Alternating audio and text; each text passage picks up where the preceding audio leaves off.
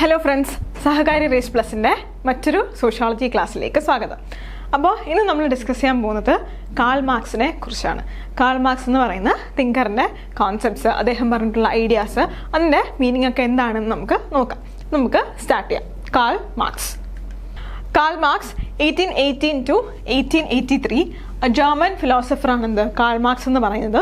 German philosopher മാത്രമല്ല, അദ്ദേഹം ഒരു സോഷ്യോളജിസ്റ്റ് ആണ്, എക്കണോമിസ്റ്റ് ആണ്, and is one of the founding fathers of sociology. അതായത് ഫാദർ ഓഫ് സോഷ്യോളജി എന്ന് അറിയപ്പെടുന്നത് ആരാണ്? ഐ ഗെസ് കോംറ്റ് ആണ്. പക്ഷെ എന്താണ്, നമ്മൾ ഫൗണ്ടിങ് ഫാദേഴ്സ് ഓഫ് സോഷ്യോളജി എന്ന് പറയും. അതായത് സോഷ്യോളജി എന്ന് പറയുന്ന ഡിസിപ്ലിൻ എന്താണ് കുറച്ചുകൂടി വിപുലമായി പഠിച്ച് അതിനെ കുറച്ചുകൂടി വളരാൻ സഹായിച്ച കുറച്ച് ആൾക്കാരെയാണ് നമ്മൾ ഫൗണ്ടിങ് ഫാദേഴ്സ് എന്ന് പറയുന്നത്. അതിൽ ഉൾപ്പെട്ട ഒരാളാണെന്ത് കാൾ മാർക്സ് എന്ന് പറയുന്നത്. His theories focus on how economic structure shapes societies and social relationship, especially through class conflict. അപ്പോൾ നമ്മൾ കാൾ മാർക്സിനെ കുറിച്ച് പഠിക്കുമ്പോൾ നമ്മൾ എപ്പോഴും കേൾക്കുന്ന കുറച്ച് കോൺസെപ്റ്റ്സ് ആണ്. എന്താണ്? Economic structures, class conflict, social relationship ഒക്കെ.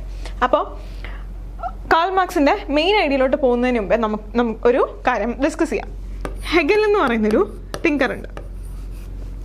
ഹെഗലിൻ്റെ കോൺസെപ്റ്റാണ് ഐഡിയലിസം, ഡയലക്റ്റിക്കൽ ഐഡിയലിസം അല്ലെങ്കിൽ ഹിസ്റ്റോറിക്കൽ ഐഡിയലിസം.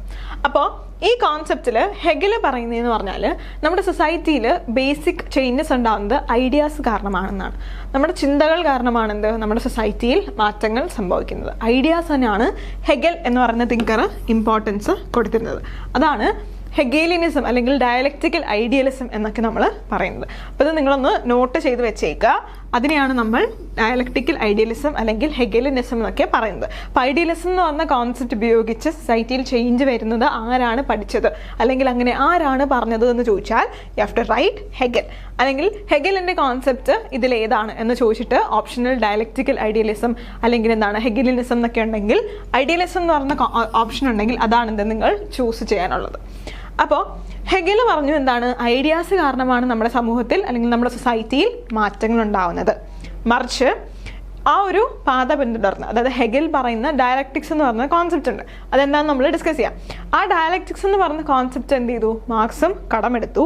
പക്ഷേ ഡയലക്റ്റിക്കൽ ഐഡിയലിസത്തിൽ നിന്നും മാർക്സ് പറഞ്ഞത് ഡയലക്റ്റിക്കൽ മെറ്റീരിയലിസത്തിനെ കുറിച്ചാണ്. ഹെഗല് ഐഡിയാസിന് ഇമ്പോർട്ടൻസ് കൊടുത്തെങ്കിൽ മാർക്സ് ഇമ്പോർട്ടൻസ് കൊടുത്തത് എന്തിനാണ്? എക്കണോമിക് സ്ട്രക്ചേഴ്സിനാണ്, മെറ്റീരിയലിസത്തിനാണ്. ഓക്കെ, അതാണ് ഡിഫറൻസ്. അപ്പം നമ്മുടെ ചിന്തകളോ നമ്മൾ മനസ്സിൽ നടക്കുന്ന ചിന്തകളിനല്ല, നമ്മുടെ മെറ്റീരിയലിസം, നമുക്ക് ഉള്ള forces of production, labour, land, capital, entrepreneurship, ആ മെറ്റീരിയലിനാണ് നമുക്ക് കാണാൻ പറ്റുന്ന നമ്മുടെ ബേസിക് നീഡ്സ് സാറ്റിസ്ഫൈ ചെയ്യുന്ന മെറ്റീരിയലിസത്തിനാണ് ആര്? കാൾ മാർക്സ് ഇമ്പോർട്ടൻസ് കൊടുത്തത്.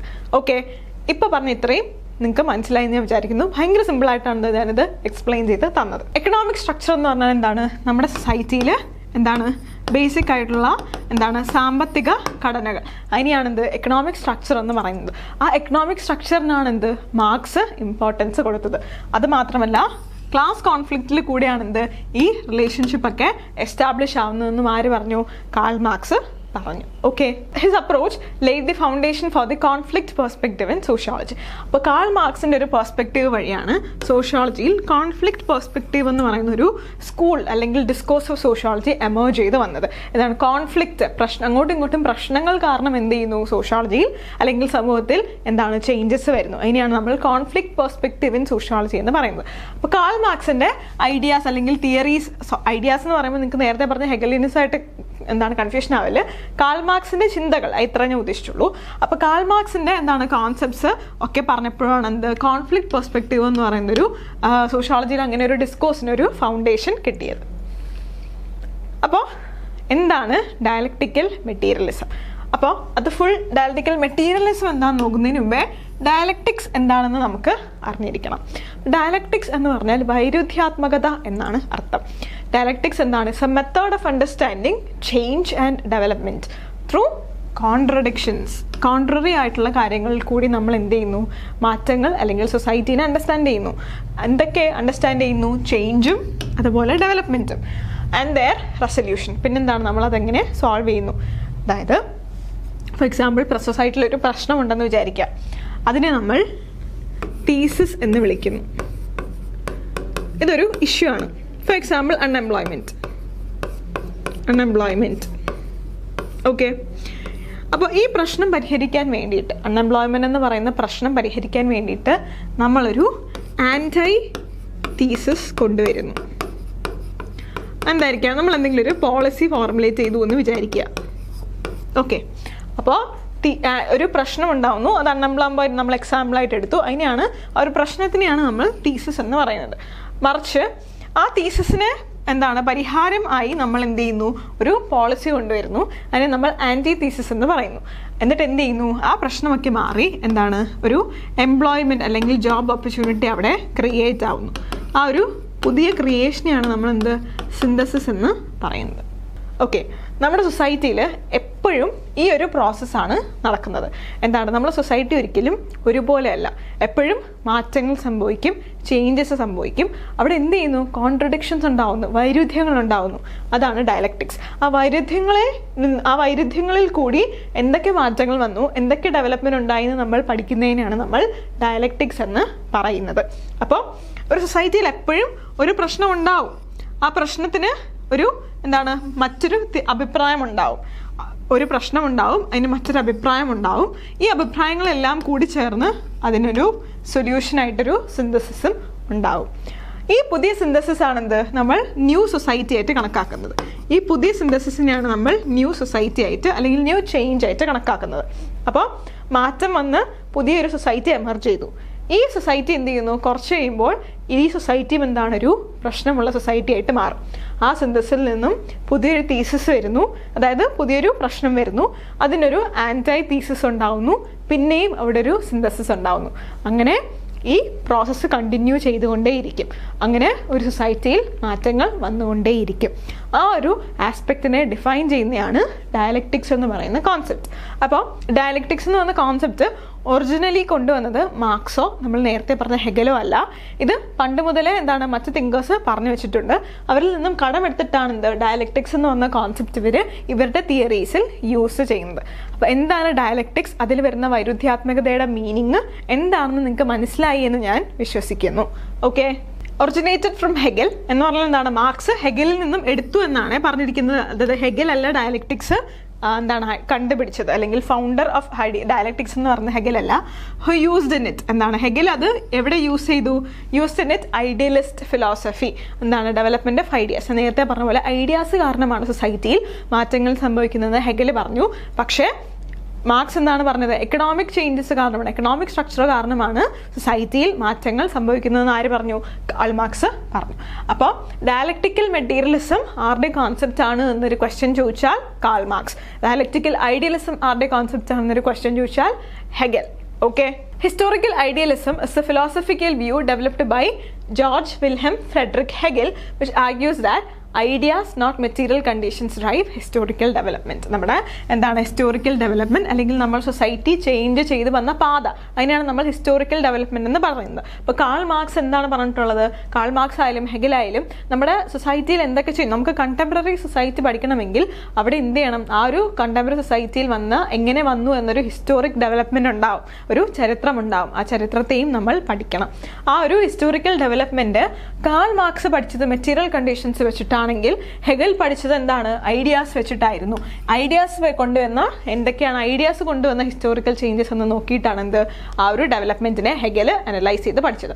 ഹെഗൽ കഴിഞ്ഞിട്ടാണ് മാർക്സ് വന്നത്. ഹെഗലിന്റെ ഡയലക്റ്റിക്കൽ ഐഡിയലിസം എന്ന് പറഞ്ഞ കോൺസെപ്റ്റിൽ ഇൻസ്പയർ ആയിട്ടാണ് കാൾ മാർക്സ് ഡയലക്റ്റിക്കൽ മെറ്റീരിയലിസം അല്ലെങ്കിൽ ഹിസ്റ്റോറിക്കൽ മെറ്റീരിയലിസം എന്ന് പറയുന്ന കോൺസെപ്റ്റ് കൊണ്ടുവന്നത്. Marks adopt the method but gave it A materialist base. Dialectics എന്ന് പറയുന്ന മെത്തേഡ് മാർക്സ് അഡോപ്റ്റ് ചെയ്തു, പക്ഷെ അതിന് മെറ്റീരിയൽ ബേസ് കൊടുത്തു. Very important. ഓക്കെ, സോ എന്താണ് dialectical materialism? A theory that views material conditions അല്ലെങ്കിൽ economic conditions, നമ്മുടെ സൊസൈറ്റിയിലുള്ള ബേസിക് ആയിട്ടുള്ള എക്കണോമിക് ആസ്പെക്ട്സ് എന്താണ്, നമ്മുടെ means of production, relation of production ഒക്കെ നമ്മൾ താഴോട്ട് പഠിക്കുന്നുണ്ട്. നമ്മുടെ ബേസിക് നെസസിറ്റീസ് നമുക്ക് നിറവേറ്റണമെങ്കിൽ, അതായത് ഫുഡ്, ഷെൽട്ടർ, അതുപോലെ ക്ലോത്തിങ്, ഡ്രിങ്കിങ് വാട്ടർ, ഇതെല്ലാം നമുക്ക് കിട്ടണമെങ്കിൽ എന്താണ്, നമ്മൾ ബേസിക്കലി എക്കണോമിക് അടിസ്ഥാനത്തിൽ നമ്മൾ പണിയെടുക്കണം, നമ്മുടെ കയ്യിൽ കാശ് വേണം. അതിനെയാണ് മെറ്റീരിയലിസം എന്ന് മാർക്സ് വിളിച്ചത്. അപ്പോൾ നിങ്ങൾ ആലോചിച്ച് നോക്കൂ, ഹെഗൽ പറഞ്ഞ പോലെ ഐഡിയാസ് റിലേറ്റ് ചെയ്തിട്ടാണ് നമ്മുടെ സൊസൈറ്റിയിൽ ഓരോരോ കാര്യങ്ങൾ സംഭവിച്ചുകൊണ്ടിരിക്കുന്നതെങ്കിൽ, ഐഡിയാസ് ഉണ്ടെങ്കിൽ, നമ്മൾ ചിന്തകളുണ്ടെങ്കിൽ നമ്മുടെ വയറ് നിറയില്ല. നമ്മളെ ചിന്തകൾ കൊണ്ട് നമുക്കൊരു വീട് കെട്ടിപ്പടുത്താൻ പറ്റുകയില്ല. നമ്മൾ എന്താണ് എക്കണോമിക് പ്രൊഡക്ഷൻ ചെയ്താൽ മാത്രമേ എന്താണ് നമുക്ക് നമ്മുടെ സൊസൈറ്റിയിൽ എന്താണ് വരവ് ചെലവ് കണക്കുകൾ ഉണ്ടാവുകയും നമുക്ക് ബേസിക് നെസസിറ്റീസ് കിട്ടുകയും ചെയ്യുകയുള്ളൂ. അപ്പോൾ മാർക്സ് എന്ത് പറഞ്ഞു, ആ മെറ്റീരിയൽ എന്താണ് കണ്ടീഷൻസ് ആണ്, ഐഡിയാസ് അല്ല as a primary drivers of societal change. Social ചേഞ്ചിൻ്റെ, സമൂഹത്തിലുണ്ടാകുന്ന മാറ്റങ്ങളുടെ ഏറ്റവും ഇമ്പോർട്ടൻ്റ് ആയിട്ടുള്ള പ്രൈമറി ഡ്രൈവേഴ്സ് എന്ന് പറയുന്നത് ഐഡിയാസ് അല്ല, ചിന്തകളല്ല, മറിച്ച് മെറ്റീരിയൽ കണ്ടീഷൻസ് ആണ്, എക്കണോമിക് ബേസ് ആണ് എന്ന് ആര് പറയുന്നു, കാൾ മാർക്സ് പറയുന്നു. Society changes through the conflict of opposites. അതായത് എന്താണ്, തീസിസ് വേഴ്സസ് ആൻറ്റി തീസിസ്. അതായത് ഒരാൾ ഒരു റൂള് പറഞ്ഞാൽ അതിൻ്റെ ഓപ്പോസിറ്റായിട്ട് മറ്റൊരാൾ ഡെഫിനറ്റ്ലി എന്താണ് ഒരു റൂള് പറയും. ഞാൻ നിങ്ങളോട് പറയുകയാണ്, നിങ്ങൾ ഇന്ന് രാവിലെ തൊട്ട് രാത്രി വരെ ഇരുന്ന് പഠിക്കുക. ഡെഫിനറ്റ്ലി നിങ്ങൾക്ക് പറ്റില്ലായിരിക്കാം, നിങ്ങൾക്ക് മറ്റു കാര്യങ്ങൾ ചെയ്യുന്നുണ്ട്. നിങ്ങൾ പഠിക്കാൻ നിങ്ങൾ വിചാരിച്ചു വെച്ചേക്കുന്ന സമയത്ത് മാത്രമേ നിങ്ങൾക്ക് പഠിക്കാൻ പറ്റുള്ളൂ. മറ്റു സമയത്ത് നിങ്ങൾക്ക് മറ്റു പല ജോലികളും ചെയ്യാൻ കാണും. അപ്പോൾ ഞാൻ നിങ്ങളോട് പറയുകയാണ്, നിങ്ങൾ ഇന്ന് മുഴുവൻ ഇരുന്ന് പഠിക്കുക. അപ്പോൾ ഡെഫിനറ്റ്ലി എന്താണ് അതിന് ഓപ്പോസിറ്റായി നിങ്ങൾ ഐഡിയ പറയും, എനിക്കത് പറ്റുകയില്ല, എനിക്ക് മറ്റു കാര്യങ്ങൾ ചെയ്യാനുണ്ട്. ആൻഡ് അതെന്ത് ചെയ്യുന്നു, ഒരു സിന്തസിസിലേക്ക് എത്തുന്നു. അതാണ് നാം നേരത്തെ ഡിസ്കസ് ചെയ്തത്. അങ്ങനെയാണ് എന്ത് ഈ ഓപ്പോസിറ്റ് കോൺഫ്ലിക്റ്റ് ആയിട്ടുള്ള പ്രശ്നങ്ങൾ ഉണ്ടാവുന്ന ഓപ്പോസിറ്റ് ഫോഴ്സസിൽ കൂടിയാണ് എന്ത് നമ്മുടെ സൊസൈറ്റിയിൽ, നമ്മുടെ സമൂഹത്തിൽ ഓരോരോ മാറ്റങ്ങൾ ഉണ്ടാവുന്നത്. ഓക്കെ, ഫോർ എക്സാമ്പിൾ നമ്മുടെ സൊസൈറ്റിയുടെ എന്താണ് ഹിസ്റ്റോറിക്കൽ ഡെവലപ്മെൻറ്റ് പറയുമ്പോൾ ഫ്യൂഡലിസം എന്ന് പറഞ്ഞൊരു സൊസൈറ്റിയെ നമുക്ക് കാണാം. അടിമത്ത വ്യവസ്ഥയൊക്കെ നിലനിന്നിരുന്ന ഫ്യൂഡലിസം എന്ന് പറയുന്ന സൊസൈറ്റി. അപ്പം ആ ഫ്യൂഡലിസം അതൊരു തീസിസ് ആയിട്ട് നമ്മൾ കണക്കാക്കിയാൽ അതിന് ഒപ്പോസിങ് ഫോഴ്സ് ആയിട്ട് എന്താണ് ബൂർഷ എന്ന് പറഞ്ഞൊരു ക്ലാസ് എമേർജ് ചെയ്ത് വന്നിരുന്നു. ആ ഒരു എമർജൻസിന്റെ ഭാഗമായി ആ ഫ്യൂഡലിസത്തിൽ നിന്നും എന്താണ് അതിനൊരു ഒപ്പോസിങ് ഫോഴ്സ് ആയിട്ടാണ് എന്ത് ബൂർഷ എന്ന് പറയുന്ന ക്ലാസ് എമേർജ് ചെയ്ത് വന്നത്. ബൂർഷ എന്ന് പറഞ്ഞാൽ എന്താണ് ക്യാപിറ്റലിസ്റ്റ് ആൾക്കാർ, എന്താണ് ലാൻഡ് ഓണർഷിപ്പ് അല്ലെങ്കിൽ എന്താണ് ക്യാപിറ്റലിസ്റ്റ് ഓൺ ചെയ്യുന്ന ആൾക്കാരെയാണ് നമ്മൾ ബൂർഷ എന്ന് പറയുന്നത്, ബൂർഷ സമൂഹം എന്ന് പറയുന്നത്. അപ്പം ക്യാപിറ്റലിസം ഇവിടെ ഇല്ലായിരുന്നു. ഫ്യൂഡലിസത്തിൽ എന്ന് പറഞ്ഞ ഫോഴ്സിന് ഓപ്പോസിറ്റായി എമർജിങ് ആയിട്ട് ബൂർഷ എന്ന് പറഞ്ഞ ക്ലാസ് വന്നു. ഇത് രണ്ടുപേരും കൂടി ചേർന്നിട്ടാണ് എന്ത് ക്യാപിറ്റലിസം എന്ന് പറഞ്ഞൊരു സിന്തസിസ് ആയിട്ട് അവിടെ ഉണ്ടായത്. അപ്പം എന്താണ് ഫ്യൂഡലിസത്തിൽ നിന്നും ഒരു ഒപ്പോസിങ് ഫോഴ്സ് ആയിട്ട് ആര് വന്നു, ബൂർഷ വന്നു. ഇത് രണ്ടും കൂടി ഒന്നിച്ചുകൂടി സിന്തസിസ് ആയിട്ട് അവിടെ ക്യാപിറ്റലിസം എന്ന് പറയുന്നൊരു ഐഡിയോളജി ഉണ്ടായി വന്നു, അല്ലെങ്കിൽ ഒരു സൊസൈറ്റി ഉണ്ടായി വന്നു. ഓക്കെ, അതാണ് ഒരു തീസിസ് ആൻറ്റി തീസിസ് സിന്തസിസിൻ്റെ ഒരു എക്സാമ്പിളായിട്ട് മാർക്സിൻ്റെ തന്നെ റിലേഷനിൽ നിങ്ങൾക്ക് പറയാൻ പറ്റുന്ന ഒരു എക്സാമ്പിളായിട്ട് പറയാം. പിന്നെ എന്താണ് ക്യാപിറ്റലിസം ഒരു തീസിസ് ആയിട്ട് വന്നു. അത് കഴിഞ്ഞ് എന്ത് ചെയ്യുന്നു, പ്രോളിറ്റേറിയറ്റ് ഉണ്ടാവുന്നു. പ്രോളിറ്റേറിയറ്റ് എന്ന് പറഞ്ഞാൽ എന്താണ് വർക്കിംഗ് ക്ലാസ്, പണിയെടുക്കുന്ന സമൂഹം, അതിനെയാണ് നമ്മൾ പ്രോളിറ്റേറിയറ്റ് എന്ന് പറയുന്നത്, working class. Okay, antithesis ആണ്. അതിൽ നിന്നും എന്ത് ചെയ്യുന്നു, ഇത് രണ്ടും കൂടി കമ്പൈൻ ചെയ്ത് എന്തുണ്ടാവുന്നു, സോഷ്യലിസം ഉണ്ടാകുമെന്ന് കാൾ മാർക്സ് പറഞ്ഞിട്ടുണ്ട്. Dialectical materialism explains that history progress through contradictions.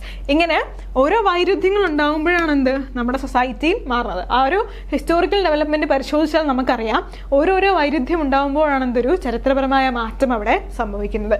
In material conditions, not just ideas. അപ്പോൾ ഇവിടെ നിങ്ങൾ ശ്രദ്ധിക്കേണ്ട കാര്യം, ഇപ്പോൾ നിങ്ങളോടൊരു കോൺസെപ്റ്റിൽ ഒരു സ്റ്റേറ്റ്മെൻറ്റ് ചോദിക്കുകയാണ്. ഫോർ എക്സാമ്പിൾ, കാൾ മാർക്സ് പറഞ്ഞു ഹിസ്റ്റോറിക്കൽ ചേഞ്ച് ഉണ്ടാകുന്നത് എക്കണോമിക് കണ്ടീഷൻസ് മാത്രം കൊണ്ടാണ്, അതിൽ ഐഡിയാസിന് ഒരു പങ്കുമില്ല എന്ന് ഒരു സ്റ്റേറ്റ്മെൻറ്റ് ചോദിക്കുകയാണെങ്കിൽ അത് തെറ്റാണ്.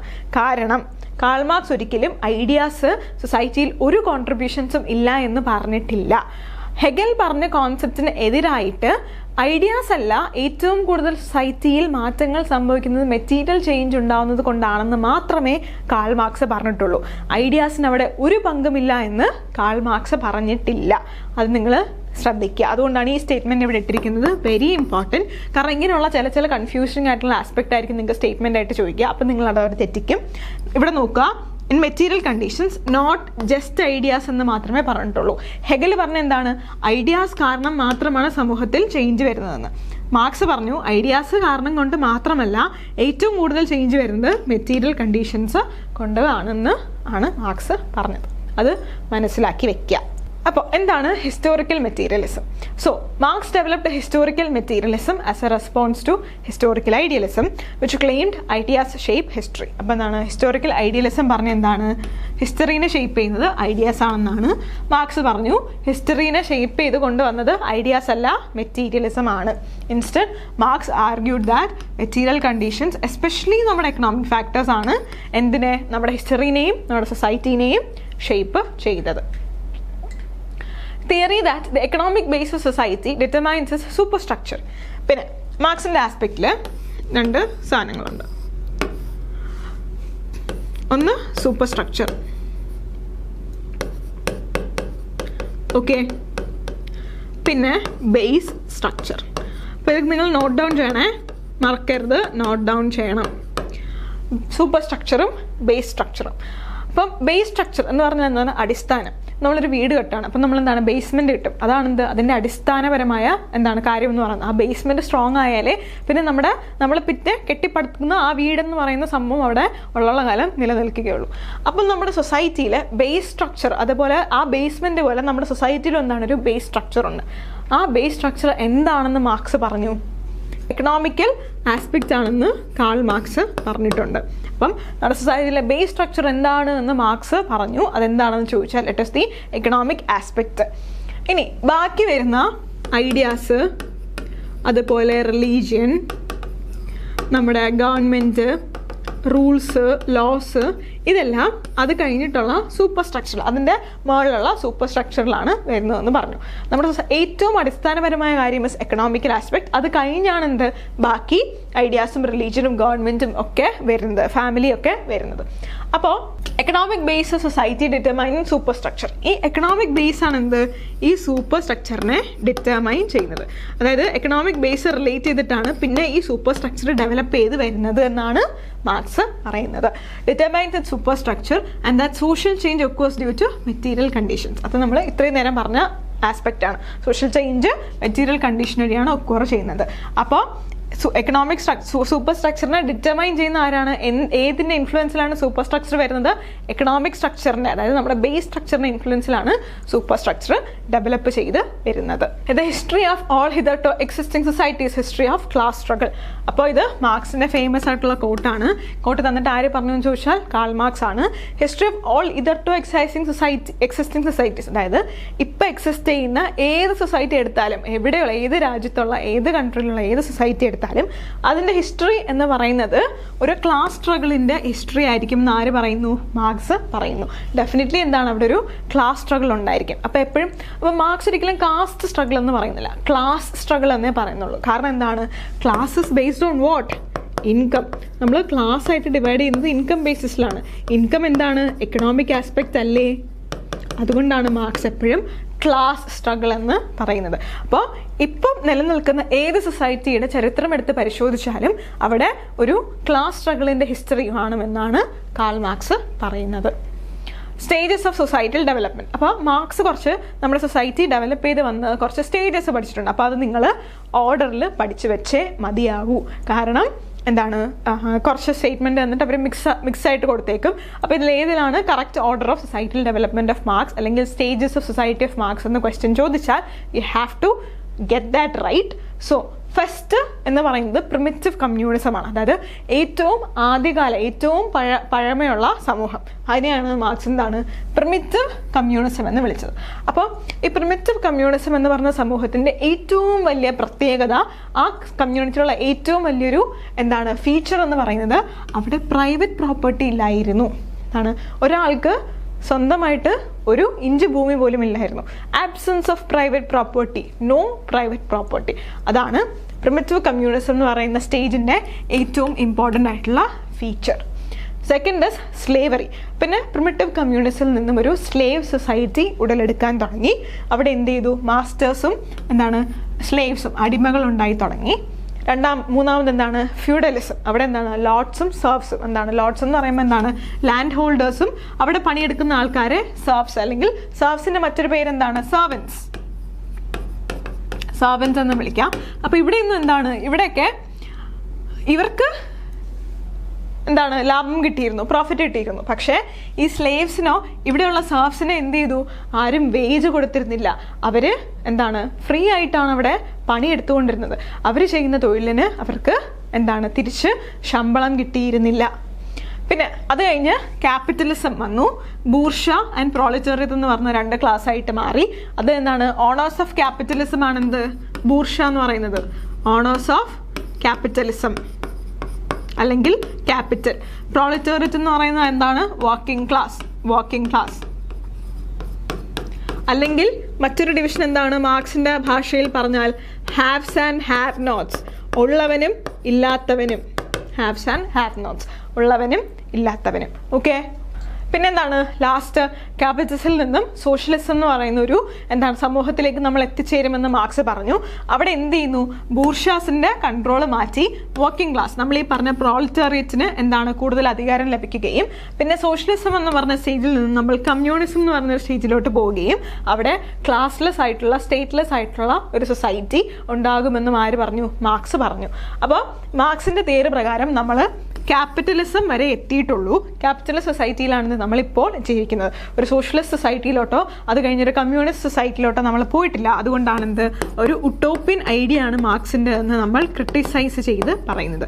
ഒരു ഉട്ടോപ്യൻ ഐഡിയ ആണ് മാർക്സിൻ്റെ എന്ന് നമ്മൾ ക്രിട്ടിസൈസ് ചെയ്ത് പറയുന്നത്. അപ്പോൾ stages of societal development very important. അത് ഓർഡറിൽ പഠിച്ചു വെച്ചേ മതിയാകൂ.